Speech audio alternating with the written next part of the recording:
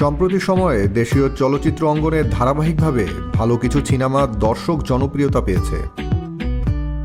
অনেকে ধারণা করছেন দীর্ঘদিনের খরা কাটিয়ে নতুন এক উত্থান পর্বে ঢাকাই সিনেমা।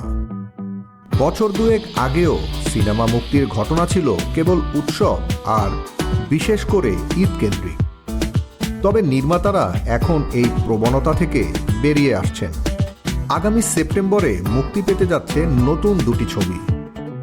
ধারণা করা যাচ্ছে মুক্তির সময় ছবি দুটি ঘিরে প্রেক্ষাগৃহে দর্শকদের উন্মাদনা দেখা যেতে পারে। একটি হচ্ছে সুপারস্টার সাকিব খান ও বলিউড নায়িকা সোনাল চৌহান অভিনীত বহুল প্রতীক্ষিত ছবি দরদ। এর সঙ্গে মুক্তির তালিকায় যোগ দিতে যাচ্ছে সিয়াম আহমেদ ও বুবলি অভিনীত প্রতীক্ষিত ছবি জঙ্গলি, যেখানে আরও আছেন চিত্রনায়িকা দিঘি। দরদ নির্মাতা অনন্য মামুন আগেই তার ছবি মুক্তির ঘোষণা দিয়েছিলেন, জানিয়েছিলেন 6 সেপ্টেম্বর দরদ মুক্তি পাবে। সঙ্গে এও জানিয়েছিলেন এটি প্যান ইন্ডিয়ান ছবি হিসেবে একাধিক ভাষায় বিশ্বব্যাপী মুক্তি পাবে। সেই সাথে একই মাসে যোগ হতে যাচ্ছে জঙ্গলি।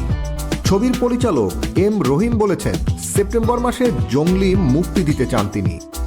সেভাবেই শেষ সময়ের কাজ আগাচ্ছে।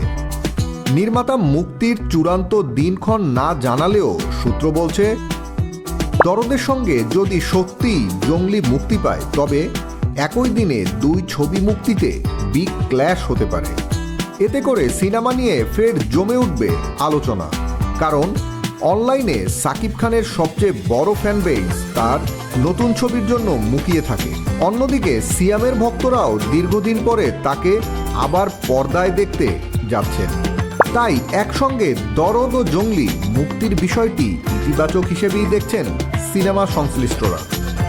এর আগে প্রকাশিত দরদের লুক টিজারে সাকিব খানকে দেখে মুগ্ধ হয়েছেন সিনেমা প্রেমীরা।